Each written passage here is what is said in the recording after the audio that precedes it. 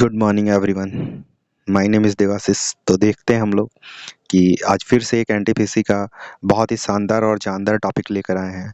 दो देशों के बीच की सीमा रेखा और उससे रिलेटेड तथ्य को जानेंगे। तो एक एक करके हम लोग देखते हैं। प्लीज़ मेरे चैनल को लाइक शेयर और सब्सक्राइब करें। देखते हैं फटाफट। तो फर्स्ट है आप लोगों के स्क्रीन पे भारत एवं चीन। क्या हो जाएगा? भारत और चीन के बीच में मैकमोहन है। तो देख सकते हैं आप लोग यहाँ से यहाँ तक जो रेड कलर आप लोगों को दिख रहा है, ये क्या है? ये है आपका मैकमोहन लाइन। लेकिन इस पे क्या है, अभी विवाद है। क्यों? क्योंकि चीन जो है ये मैकमोहन लाइन को कभी माना ही नहीं है। क्लियर? तो मैकमोहन लाइन की लंबाई कितना है? 890। क्लियर? और हिमाचल क्षेत्र के चीन के कब्जे वाले इलाके भारत के सीमे को चिन्हित करती है। यह पश्चिम के भूटान से पूर्व लगभग 260 किलोमीटर तक ब्रह्मपुत्र नदी तक फैली हुई है। क्लियर? तो इसकी जो टोटल लंबाई है, याद रखिएगा, 890। नेक्स्ट हम लोग देखते हैं। तो अब हम लोग इससे रिलेटेड कुछ फैक्ट को समझ लेते हैं। इस रेखा का नाम ब्रिटिश भारत के विदेश सचिव सर हेनरी मैकमोहन ने नाम दिया था। यह रेखा 3 जुलाई 1914 को शिमला कन्वेंशन यानी शिमला समझौता कन्वेंशन का हस्ताक्षर किए जाने के बाद निर्धारित किया गया था। इस रेखा का मूल उद्देश्य पूर्वी हिमालय क्षेत्र में स्थित दो देशों के संबंधित प्रभाव को सीमित रखना है। भारत मैकमोहन रेखा को मान्यता देता है और इसे भारत और चीन के बीच वास्तविक नियंत्रण रेखा कहते हैं, जिसको LAC बोलते हैं, यानी लाइन ऑफ एक्चुअल कंट्रोल। चीन इस रेखा को नहीं मानता है। चीन का कहना है कि तिब्बत हमेशा से ही उसका हिस्सा रहा है, यानी वो तिब्बत को हड़पना चाहता है, इसीलिए वो नहीं मानता है ये लाइन को। क्लियर? आगे चलते हैं। नेक्स्ट है भारत और पाकिस्तान। तो देख सकते हैं आप लोग रेड लाइन में पाकिस्तान दो तरफ है, जिसको ईस्ट पाकिस्तान और वेस्ट पाकिस्तान कहा जाता था। ईस्ट पाकिस्तान आज का बांग्लादेश है।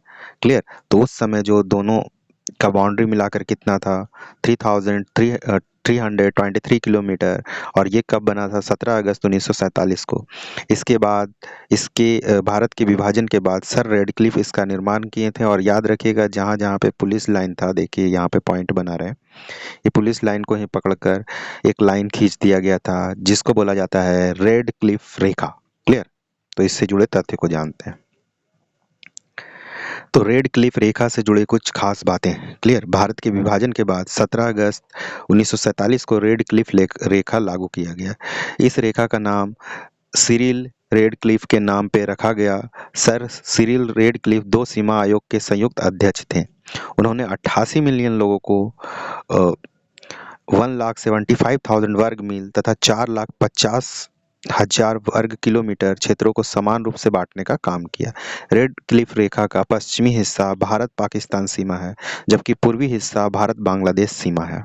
भारत ने लगभग 50,000 खंभों तथा 1.5 लाख रोशनी वाले बल्ब लगाए हैं, जिससे रात को अंतरिक्ष से भी देखा जा सकता है।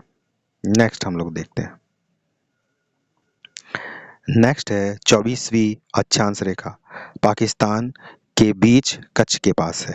क्लियर? तो देखते हैं हम लोग।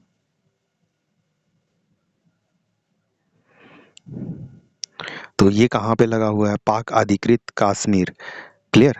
पाक अधिकृत कश्मीर में क्या है? डूरंट रेखा। क्या है? डूरंट रेखा। क्लियर? तो अभी हम लोग समझते हैं। देखिए, ये अफगानिस्तान और पाकिस्तान के बीच में है।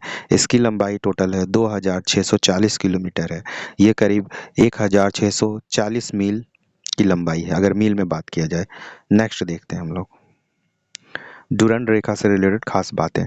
इसकी स्थापना 1893 में हुई थी। इसकी स्थापना ब्रिटिश सिविल सेवक सर हेनरी मोर्टिमर डूरंट और अफगान अमीर अब्दुल रहमान के बीच हुई थी। साल 1947 में पाकिस्तान को आज़ादी मिलने के बाद उसने एंग्लो अफगान संधि 1919 के तहत इस रेखा में कुछ बदलाव करके इसे स्वीकार कर लिया।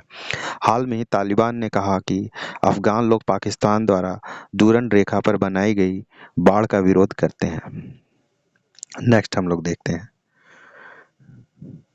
जर्मनी और पोलैंड। जर्मनी और पोलैंड के बीच में जो रेखा है उसको बोलते हैं हिंडनबर्ग। देख सकते हैं आप लोग, ये जो रेखा है जर्मनी और पोलैंड के बीच में हिंडनबर्ग है, और ये करीब 90 मील है।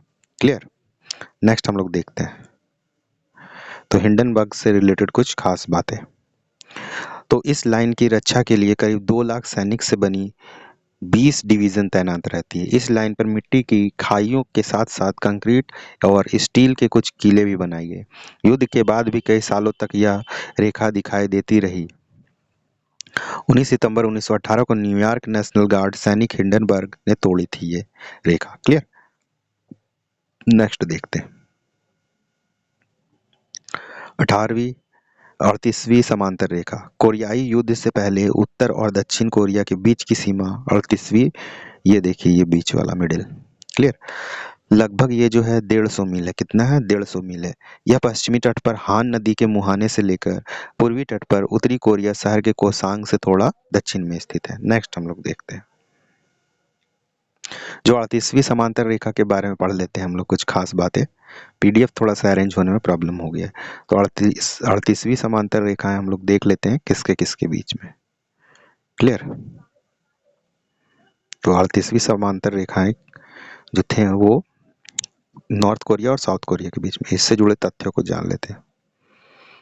38वीं समांतर रेखा के दोनों ओर 1.2 मील के पीछे से बलों को खींचकर एक विसैन्यीकृत क्षेत्र बनाया गया है। क्लियर। 10 अगस्त 1945 को अमेरिका के कर्नल चार्ल्स बोने स्टील और डीन साल्क ने नेशनल ज्योग्राफी मानचित्र में इस्तेमाल करते हुए 38वीं समांतर रेखा का विभाजन किया। नेक्स्ट हम लोग देखते हैं मैगी नॉट।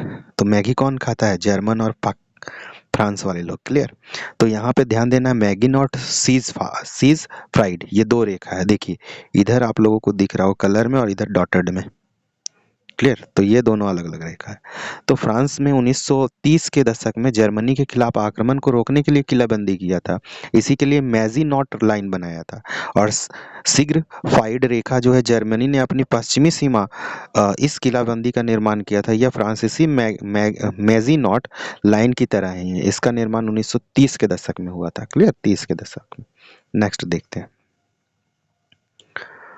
49वीं समांतर रेखा।